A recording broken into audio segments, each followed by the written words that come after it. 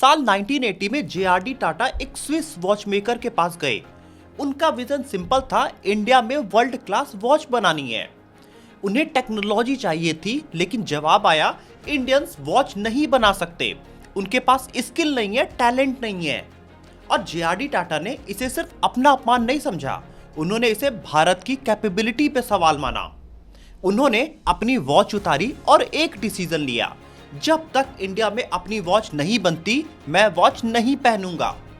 उस वक्त इंडिया में एचएमटी सिर्फ वॉच नहीं थी, एचएमटी मिडिल क्लास इंडिया का टाइम था। पापा की फर्स्ट सैलरी थी और शादी का गिफ्ट होता था।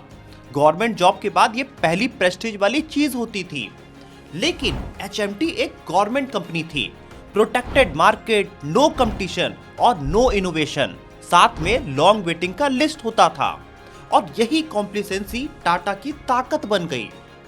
जेआरडी टाटा ने इंडिया की अपनी मॉडर्न वॉच कंपनी बनाने का काम जरकस देसाई को दिया और 1987 में लॉन्च हुई टाइटन, इंडिया की वॉच ब्रांड, जिसने इंडिया को बताया कि वॉच सिर्फ टाइम के लिए नहीं होती, वॉच तो डिजाइन भी होती है, वॉच एस्पिरेशन भी होती है।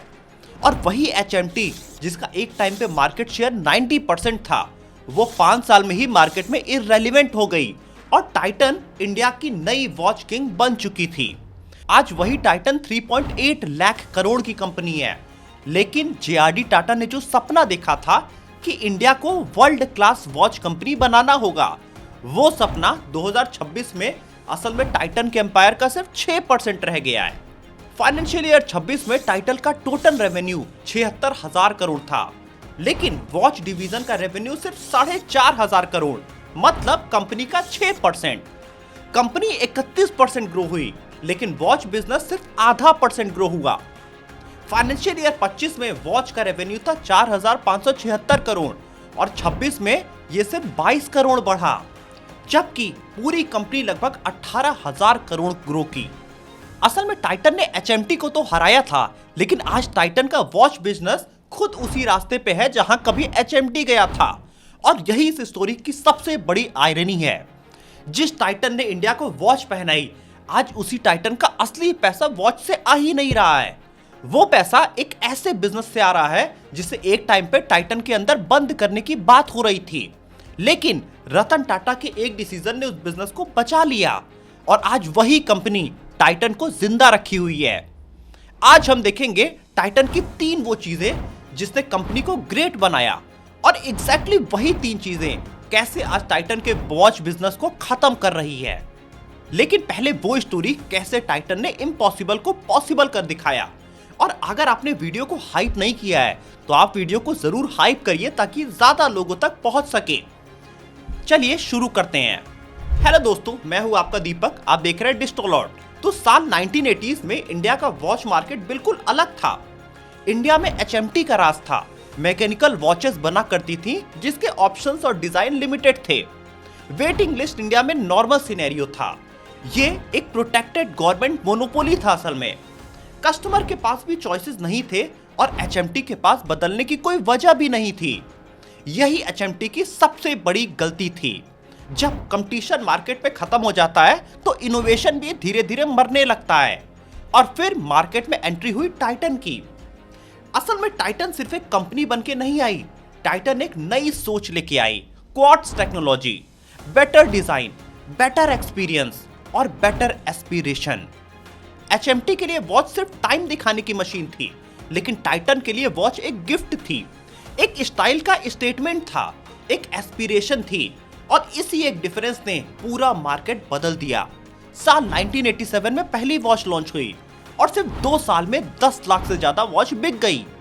टाइटन ने सिर्फ एचएमटी को नहीं हराया, टाइटन ने इंडियंस को वॉच देखने का नजरिया ही बदल दिया।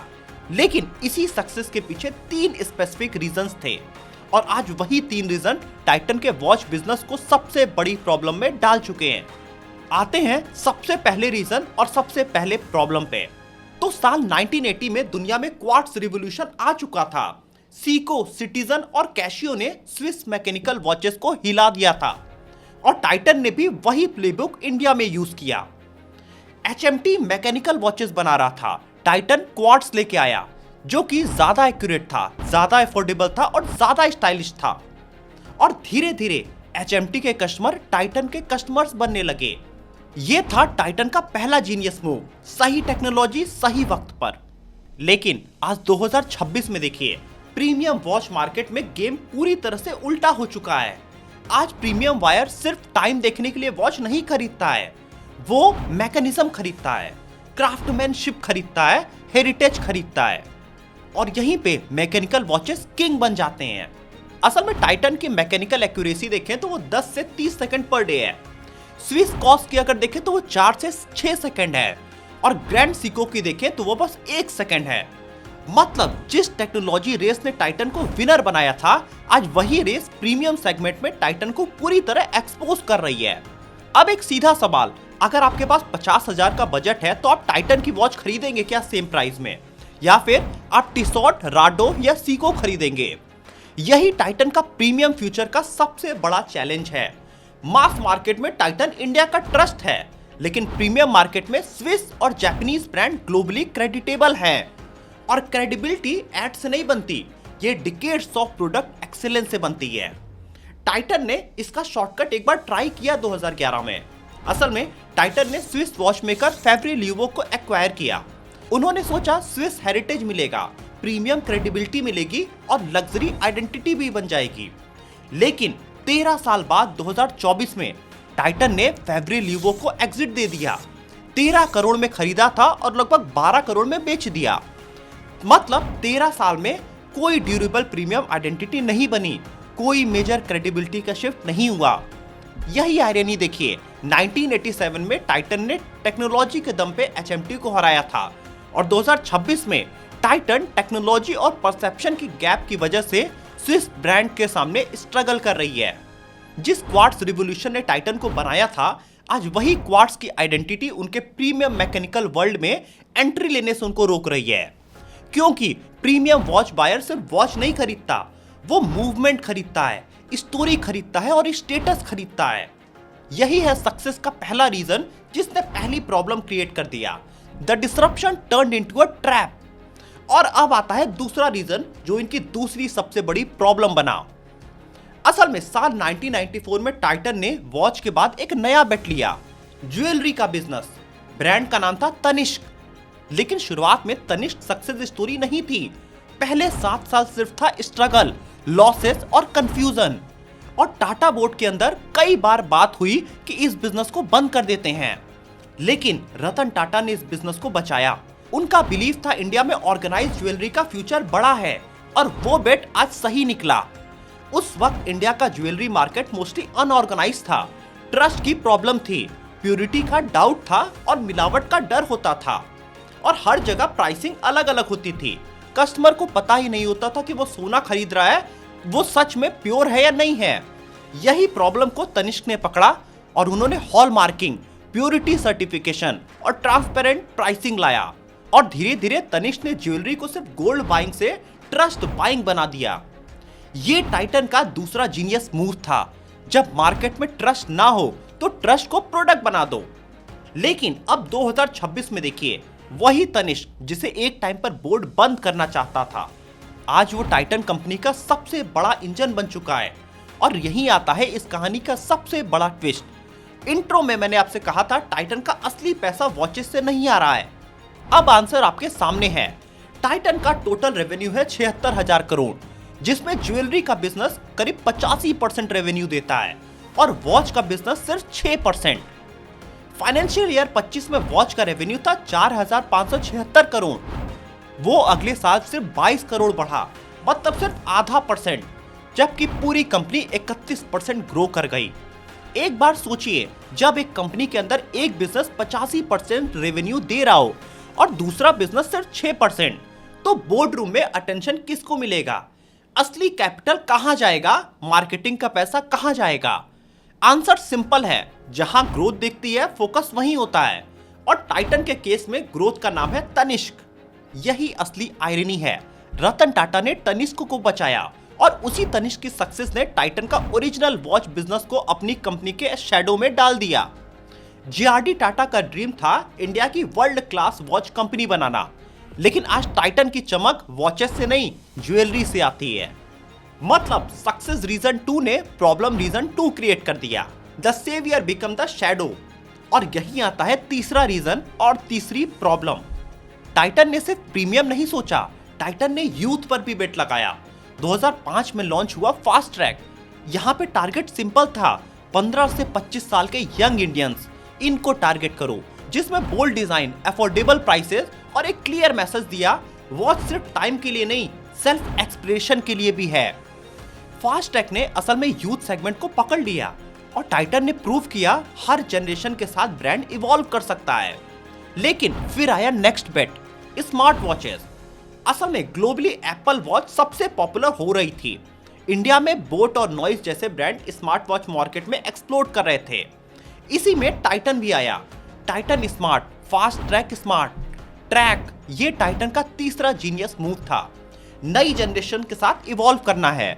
लेकिन अब 2026 में देखिए, फाइनेंशियल ईयर 26 में टाइटन का स्मार्ट वॉच वॉल्यूम लगभग 27% गिर गया।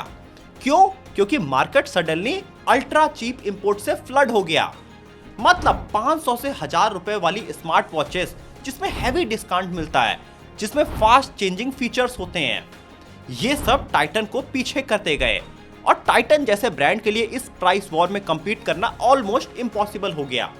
स्मार्ट वॉचेस बेट असल में वीक पड़ गया और टाइटन को वापस एनालॉग वॉचेस पर फोकस करना पड़ा। लेकिन एनालॉग में भी प्रॉब्लम यहाँ खत्म नहीं हुई। 25,000 प्लस प्रीमियम वॉच मार्केट बहुत फास्ट ग्रो हो रहा है, लेकिन वहाँ टाइटन का ब्रांड नहीं है, वहाँ स्विस और जापानीज ब्रांड की मोनोपोली है, जैसे Rado, Longines, Omega, Tag Heuer, Seiko और ग्रैंड सीको। और ऊपर से ग्रे मार्केट, जहां स्विस वॉचेस अनऑथोराइज्ड चैनल से सस्ती मिल जाती हैं।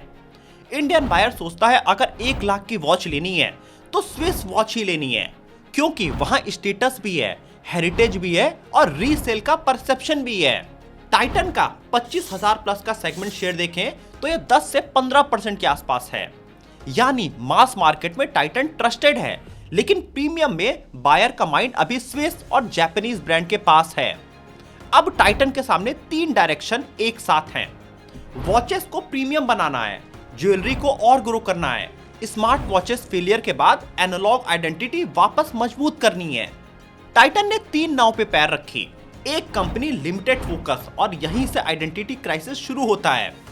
ये आयरनी देखिए, फास्ट ट्रैक ने टाइटन को यंग इंडियन से कनेक्ट किया था, लेकिन स्मार्ट वॉच बेट ने टाइटन को प्राइस वॉर वाले मार्केट में फंसा दिया और जो यंग कंज्यूमर आगे प्रीमियम वॉच बायर बन सकता था, वो 50,000 के बाद स्विस और जापानीज ब्रांड की तरफ चला गया।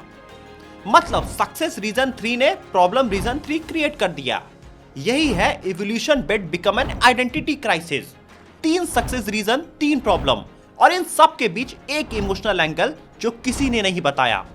सोचिए 1990 से जो टाइटन के वॉच बिजनेस में काम कर रहा है, वो इस समय क्या सोच रहा होगा। मतलब कंपनी बड़ी हो रही है, लेकिन वॉच का डिपार्टमेंट छोटा हो रहा है। ये सिर्फ एक वर्कर की फीलिंग नहीं, ये टाइटन के वॉच बिजनेस की असली रियलिटी है। कंपनी का नाम टाइटन है, लेकिन कंपनी की पहचान तनिष्क से है। और वेब सीरीज ने भी टाइटन को वॉच कंपनी का हीरो बता दिया। असली टाइटन में वॉच का बिजनेस अब बस 6% बचा है, और यही इस पूरी कहानी का सबसे बड़ी आयरनी है। लेकिन क्या टाइटन इंडिया में वापस आ सकता है अपने उसी पोजीशन पे? एक एग्जांपल है वर्ल्ड में, जापान की एक कंपनी है जिसने ऐसा कर दिखाया। आइए वो भी जानते हैं। जापान की कंपनी सीको, 1969 में सीको ने क्वार्ट्ज वॉच लॉन्च किया और स्विस ब्रांड्स पूरी तरह हिल गईं, बिल्कुल वैसे ही जैसे 1987 में टाइटन ने एचएमटी को हिला दिया था। लेकिन डिफरेंस यहां था, स्विस ब्रांड ने क्वार्ट्ज से फाइट करने के लिए अपनी मैकेनिकल आइडेंटिटी को और स्ट्रॉन्ग किया, अपनी heritage, craftsmanship, in house movement, इन सबको और मजबूत किया। और सीको ने भी वही समझा, सिर्फ चीप क्वार्ट्ज से नहीं, लग्जरी क्रेडिबिलिटी बनानी होगी। सीको ने डिकेड्स तक R&D किया और एक यूनिक टेक्नोलॉजी डेवलप किया, स्प्रिंग ड्राइव। ना पूरा मैकेनिकल ना पूरा क्वार्ट्ज, दोनों का बेस्ट। यहाँ पे प्रॉब्लम सिंपल थी, मैकेनिकल वॉच की सोल रहे लेकिन एक्यूरेसी क्वार्ट्ज जैसी आए। सीको इंजीनियर्स ने सालों तक इस प्रॉब्लम पे काम किया और रिजल्ट हुआ स्प्रिंग ड्राइव, जिसकी एक्यूरेसी 1 सेकंड पर डे है, रोलेक्स से भी ज्यादा प्रेसाइज। और फिर सीको ने ग्रैंड सीको को सिर्फ एक वॉच ब्रांड नहीं बनाया, उन्होंने एक लग्जरी स्टेटमेंट बना दिया जिसकी पोजीशनिंग थी स्विस लग्जरी के सामने जापानीज प्रेसिजन और प्राइस 3 लाख से 30 लाख तक। आज ग्रैंड सीको वॉच एंथुसियास्ट के बीच रोलेक्स, ओमेगा और स्विस लग्जरी ब्रांड के सामने सीरियस रिस्पेक्ट पाते हैं। लेकिन ये ओवरनाइट नहीं हुआ। सीको ने यहाँ 30 साल से ज्यादा रिसर्च किया, डिकेड से ज्यादा प्रोडक्ट की एक्सीलेंसी बनाया। और अब टाइटन के सामने भी सवाल है। टाइटन का ट्रस्ट है उनके पास, इंडिया का सबसे एडवांस पावरफुल ब्रांड है जिनके पास होसूर में मैन्युफैक्चरिंग की कैपेसिटी है, 2000 से ज्यादा रिटेल नेटवर्क है, तनिष्क से लग्जरी रिटेल की लर्निंग भी है और 2030 तक 100 स्टोर का टारगेट भी है। लेकिन टाइटन के पास एक कार्ड अभी भी मिसिंग है, सीरियस होरोलॉजी क्रेडिबिलिटी। टाइटन के पास स्केल है, ट्रस्ट है, डिस्ट्रीब्यूशन है, इंडिया का इमोशन भी है। लेकिन प्रीमियम वॉच बायर सिर्फ ब्रांड नेम नहीं खरीदता, वो मूवमेंट खरीदता है, वो क्राफ्टमैनशिप खरीदता है। और यही वो स्पेस है जहां स्विस और जापानीज ब्रांड टाइटन से आगे निकल जाती हैं। तो सवाल सिंपल है, क्या टाइटन अगले 10 साल में सीको जैसा अपने आप को भी बना लेगी? क्या टाइटन एक ऐसी इंडियन वॉच बन सकती है जिसे 1 लाख, 2 लाख, 5 लाख के बायर्स भी खरीदें? स्विस के अल्टरनेट में जरकस देसाई ने कभी जेआरडी टाटा को एक सिंपल बिलीफ दिया था, अगर टाटा नहीं करेगा तो इंडिया में कौन करेगा? अब वही सवाल टाइटन के वॉच डिवीजन के सामने खड़ा है। अगर टाइटन इंडिया की सीरियस लग्जरी वॉच नहीं बनाएगा तो कौन बनाएगा? तो अब टाइटन में आगे क्या होगा? असल में टाइटन के वॉच बिजनेस के लिए 3 पॉसिबल फ्यूचर्स हैं। पहला फ्यूचर, टाइटन मास और मिड प्रीमियम वॉच कंपनी बनी रहेगी जिसमें Sonata, fast track, Titan core ये सब उनके स्टेबल बिजनेस बनाए रहेंगे, साथ में जो प्रॉफिटेबल भी है, लेकिन कंपनी के पास कोई हीरो नहीं होगा। दूसरा फ्यूचर, टाइटन हीलियोस और हीलियोस लक्स के थ्रू लग्जरी वॉचेस सेल करेगा, स्विस और ग्लोबल ब्रांड की रिटेल से प्रॉफिट बनाएगा, लेकिन Indian luxury watch making identity strong नहीं बन पाएगी। और अब है तीसरा फ्यूचर, टाइटन सीको जैसा ही लॉन्ग टर्म बेट लेगा, मूवमेंट इंजीनियरिंग क्रिएट करेगा और इंडिया के हेरिटेज और क्रेडिबिलिटी को सामने लाएगा। और शायद इसमें 10 से 20 साल लग जाएं और इंडिया का फर्स्ट सीरियस प्रीमियम वॉचमेकर ब्रांड बन जाए।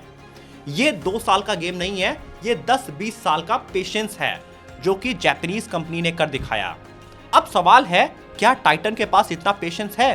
क्योंकि जब ज्वेलरी बिजनेस इतना प्रॉफिटेबल और स्केलेबल होगा तो सीरियस वॉच मेकिंग में डिकेड्स लगाना क्या कंपनी डिसीजन लेगी?